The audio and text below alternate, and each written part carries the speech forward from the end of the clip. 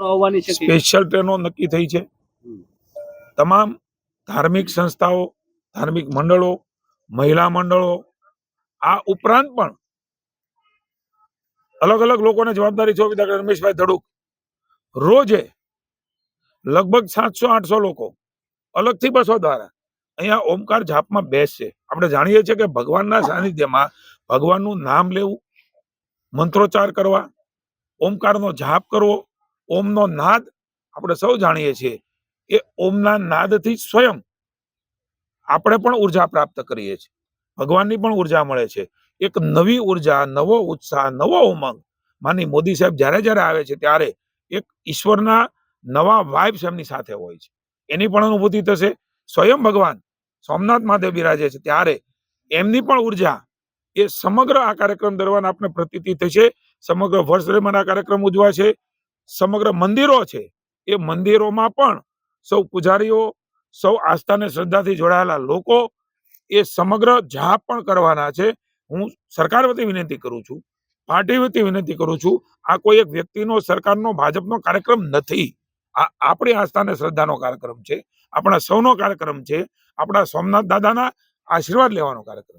આ મંદિરો એ માત્ર મંદિરો નથી, એ માત્ર આસ્થાને શ્રદ્ધાનું પ્રતીક નથી, વિકાસનું પણ પ્રતીક છે. આપણે સૌ જાણીએ છીએ કે જે પ્રકારે ભગવાને નિમિત્ત બનાવ્યા, એક એવું મહાપુરુષ છે એવા નરેન્દ્રભાઈ છે જે તત્વને સત્વ લઈને જન્મ્યા છે. અત્યાર સુધી કોઈના આ પ્રકારના વિચારો નથી આવ્યા. આ મહાપુરુષ આપણે ભાગશાળી છે કે ભારત વર્ષને મળ્યા છે. એને સંવર્ધન કરીને સાચવીને દેશનો વિકાસ થાય.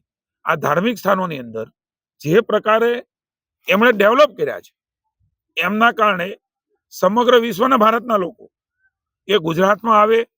ગુજરાતના લોકો એ મધ્યપ્રદેશમાં જાય, બનારસ જાય, અયોધ્યા જાય, કાશી વિશ્વનાથ જાય, અહીં આપણું મહાકાલી જાય, અંબાજી જાય, દ્વારકા જાય. અદ્ભુત કહી શકાય એ પ્રકારની વ્યવસ્થાઓ, એ કોરિડોરની સ્વીકૃતિ મળી છે હજારો લોકો, અને એના કારણે એ વિસ્તારનો વિકાસ પણ થયો છે, ટુરિઝમ વધ્યું છે.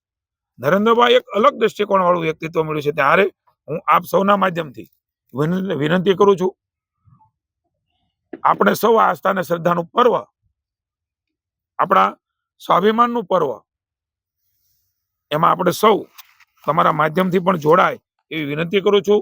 અતૂટ આસ્થાના 1000 વર્ષ, 72 કલાક અખંડ ઓમકારના જાપ, સોમનાથ સ્વાભિમાન પર્વ, નવી પેઢી એ જાણે, આપણી શૌર્યતાને જાણે, આગળ ઉપર જરૂર પડે ત્યારે એ શૌર્યને પ્રસ્થાપિત કરવાનું ભારત માતા માટે હોય. એક નાગરિક તરીકે આપણાથી થઈ શકે એ કરીએ, સૈનથી થઈ શકે એ કરે, સરકારથી થઈ શકે એ કરે, પણ સૌ સાથે મળીને આ અદ્ભુત ઇતિહાસનું ગૌરવ સાથે મળીને આપણે અનુભવીએ, વાગોળીએ અને નવી પેઢીને પણ જણાવીએ.